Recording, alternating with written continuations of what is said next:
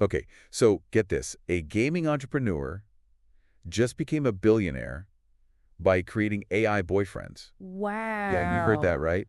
We're talking virtual romance, and it's big business. It's true. It's really captured the public imagination. Has it ever? And it makes you wonder, what does it say about us? What does it say about what we want, what we desire, and the future of relationships? That's exactly what we're going to deep dive into today. Okay. The world of love and deep space. Oh, yeah, I've heard of this. This mobile game where you can build relationships with these AI-powered guys. Okay. It's got 3D interactions, intricate storylines, Mm-hmm. personalized responses, the works. Wow. And get this, the numbers are wild. Okay. 6 million monthly players. Yeah. $400 million in global revenue last year. Those are staggering numbers. They are so clearly, it's tapping into something pretty significant. It really is. So that's what we're going to unpack today. We're Okay. going to explore what's driving this phenomenon Mm-hmm. and try to make sense of what this all means for the future of, The future and love and connection in the digital age. All right. We're going to do it with a bit of humor, a healthy dose of skepticism, Yeah. and maybe just a touch of that, what if this is the future? Kind of awe. I love it. So Where do we start? let's start by taking a closer look at the game itself. What's drawing players in? Okay. For starters, you've got your pick of 5 main love interests, Okay. each with their own personality and backstory. I see. There's Zane, the stoic surgeon, Mm-hmm. Caleb, the 30 CEO, Interesting. Xavier, the brooding artist. Oh. It's like a dating app on steroids. It is. So it's not just choosing your type. Right. The game blends romance with a post-apocalyptic storyline. What? Yeah, you're navigating a ruined city, solving mysteries, Get out of here. and even battling aliens. So you're not just sitting around sipping virtual lattes with your AIB. No, no. There's action and adventure. Woven into the whole experience. That's amazing. Yeah. That probably explains why players are getting so invested. It's true. It's not just a simple chat simulator. No. It's a whole immersive world. A whole world. Speaking of immersive, have you seen the Reddit forums? I have not. People are sharing their experiences, gushing over these characters, speculating about new features. Really? There's even a lot of buzz around this potential 6th love interest they might introduce, Wow. and this whole jail feature. The jail feature. Yeah. Now, that's something I haven't encountered in your typical dating sim. You and me both. I'm intrigued. Me too. And it's not just superficial infatuation. Okay. Players are talking about the emotional impact, the feeling of companionship, even sharing personal stories about how these virtual relationships Mhm. are helping them deal with real-life loneliness or stress. Yeah, there's an anecdote about a player who was blown away by how each character's personality felt so distinct and well-developed. Yeah, They said they spent $50 on the game and felt it was worth every penny.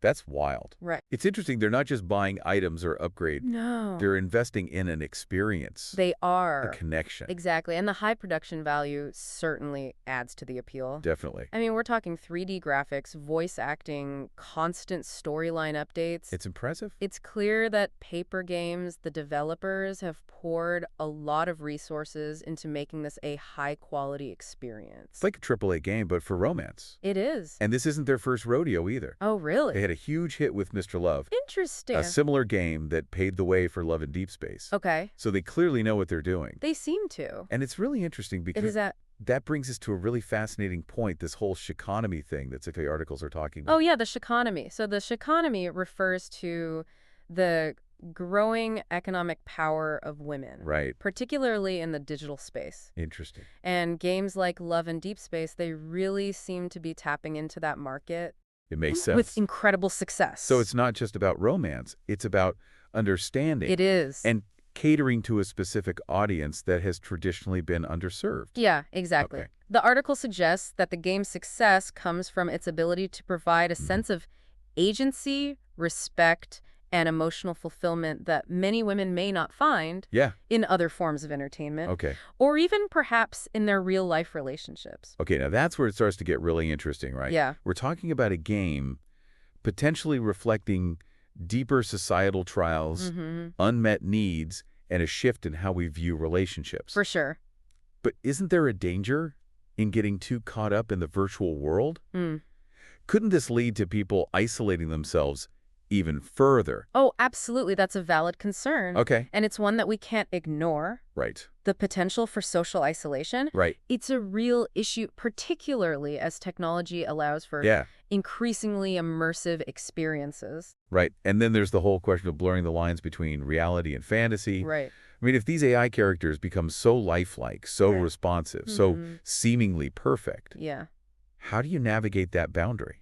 It raises some complex ethical questions for sure. It does. Like, what happens when those virtual relationships end? Do people experience genuine grief? Wow. And what responsibilities do developers have Yeah. for the emotional well-being of their players? Whoa. Heavy stuff. And those are questions that are already being debated in the Oh, local yeah. deep space community. Okay. You mentioned the Reddit forums. Right. There's a whole thread discussing the possibility of future features like pregnancy in children Oh, my goodness. with your AI boyfriend. Wow.